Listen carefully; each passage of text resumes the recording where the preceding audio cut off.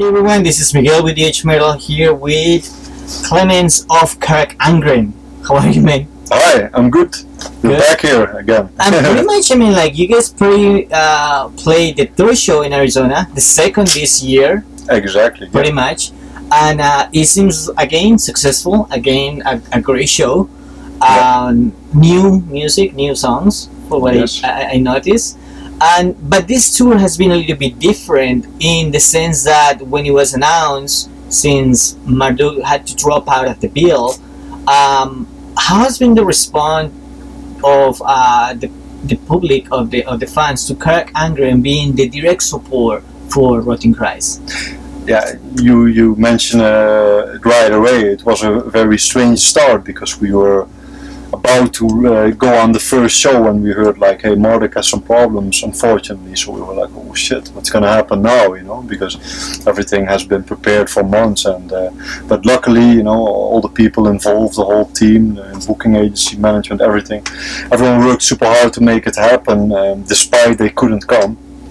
So we have been very happy with all the fans coming out every day and supporting us, and we and Rotting Christ, we are doing it together right now with Necronomicon, and it has been awesome so far. So yeah.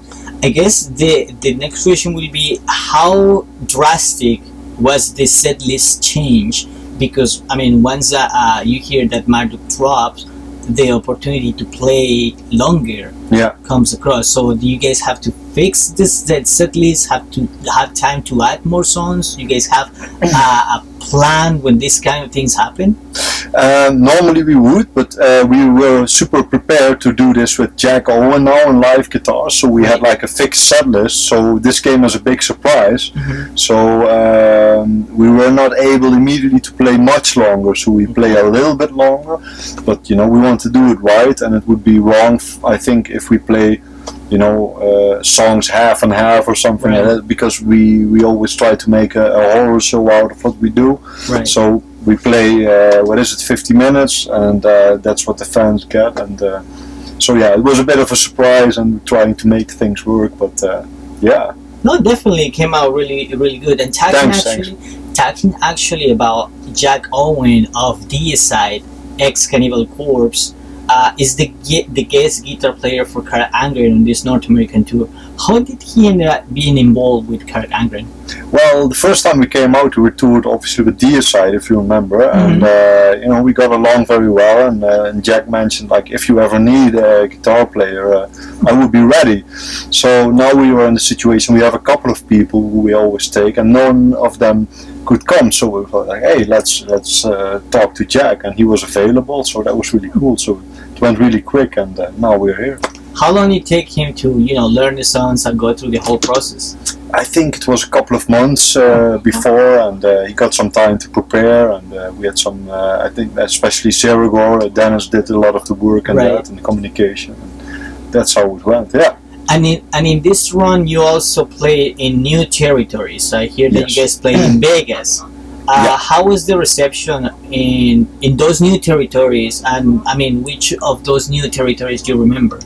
Yeah, Vegas, it's hard to remember because we played so many shows now, but a couple of venues were also different than the other ones, and the result was super good. So there were new fans, fans that maybe would come from Marduk or the other bands, and they would say like, hey, we never heard of you guys, but it was amazing. And that's really cool to hear, because those are the people you take in as new fans. So every place we have been so far, again, has been super great, yeah. Now, last week, the video from when Crowstick on Windows was released, and I think you were involved in part of the production of it, for what I understand. And what is the background story and the inspiration for this video?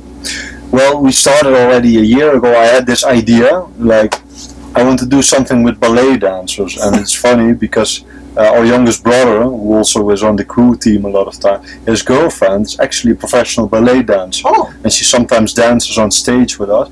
And I had this vision because the intro of the song is like this, I made this Stravinsky-like kind of intro on the orchestra, and I saw zombie-like dancers dancing and me conducting them and stuff like that. So there was a guy, Rick Jacobs, and he is from the southern part of the Netherlands where we live actually.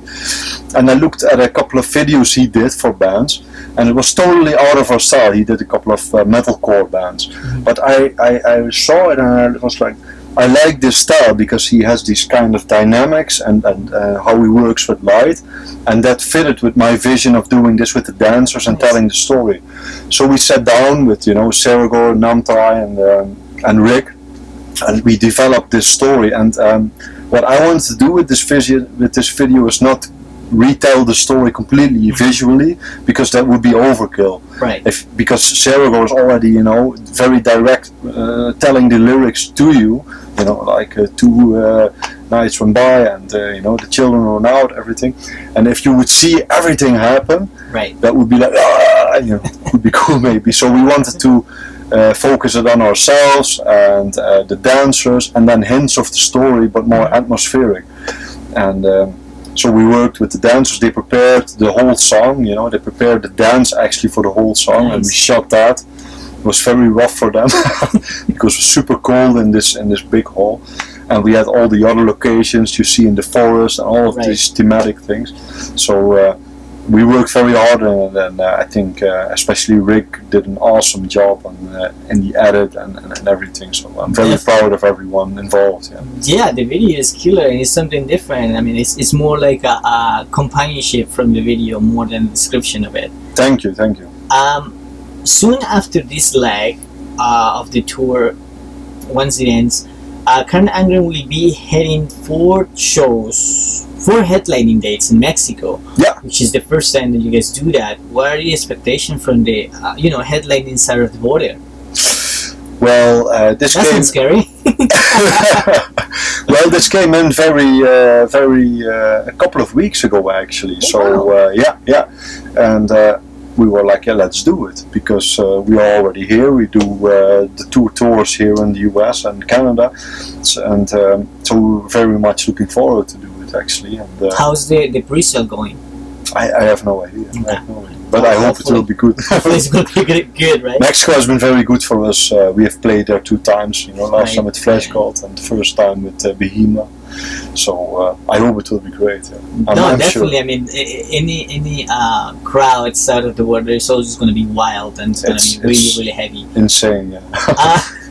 Then right after that, you guys coming back to North America to do a part of the Canadian leg of the tour, for what I understand, or an addition to the Canadian leg, and some dates deep in the East Coast with Cataclysm. Yeah. What are your expectations? I mean, are you guys touching new territories in that as well, or just untouched cities that didn't make it to this tour?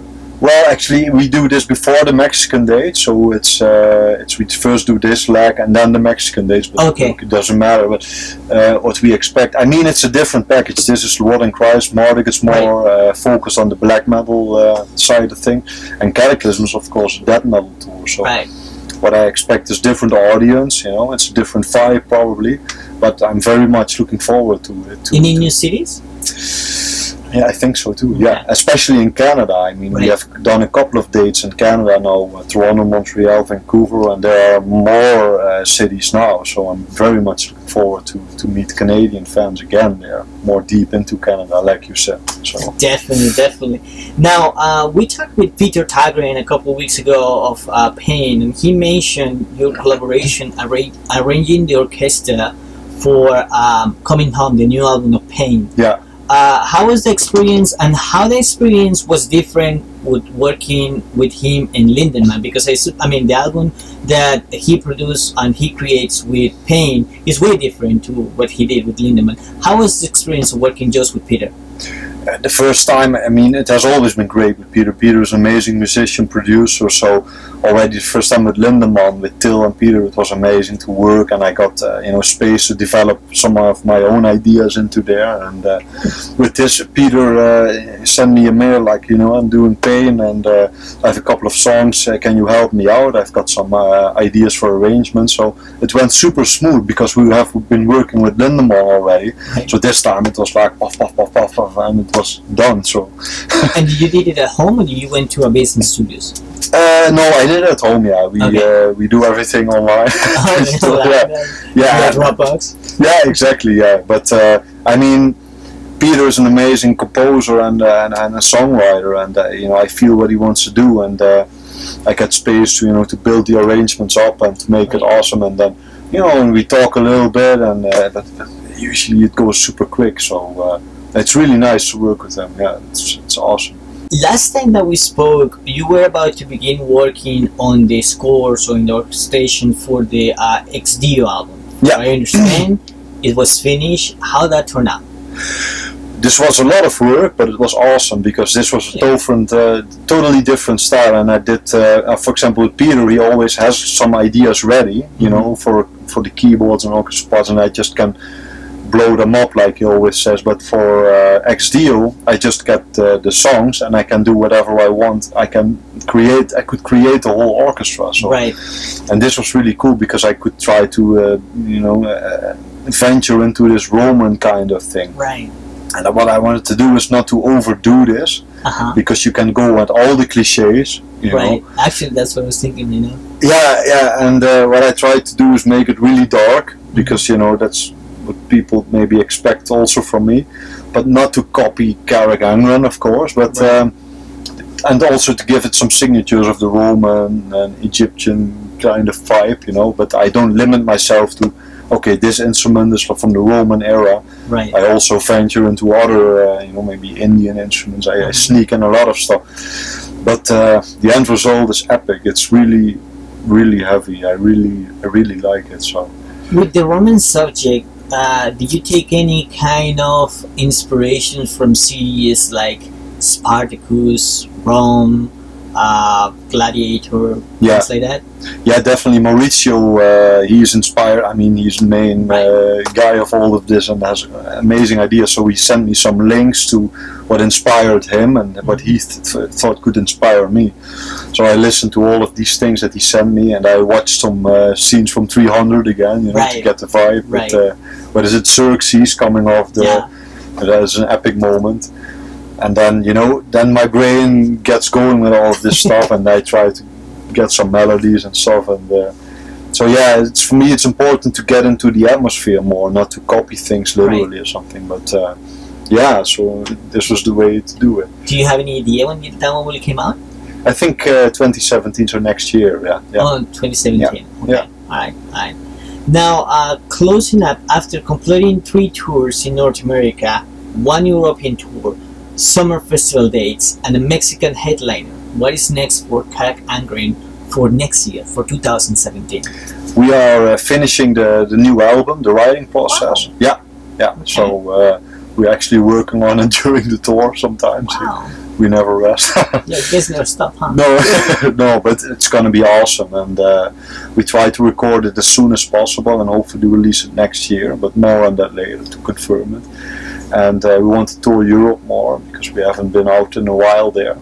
So there are some plans again. And then when the new album is released, we will do everything again and try to build the show more. I mean, what you saw today, we are trying to improve the show more and give the fans new elements to enjoy, to stand out a little bit more. And that's what we want to do. It would be cool to do a headline run here, maybe, Yeah, definitely. You guys are in the path of getting the point where it should be a headlining tour from Carach Angren, definitely here. What Europe looks like on the terms of European festivals for next year? No clue yet. So and everything is being negotiated. Some things I know already, but I don't know when they will release it. So gotcha. Yeah. Well, Clemens, thank you so much once again. A pleasure to talk to you, and a great show. Again, you guys memorizing. I mean, it's just amazing how you guys pretty much put a different touch to every show that we have seen here in Arizona. Awesome, on my end, and definitely looking forward for the new album now that you guys are kind of like getting it done, and looking forward hopefully to see you guys headlining this time. Yeah, man, thanks for the interview again, and see you next time.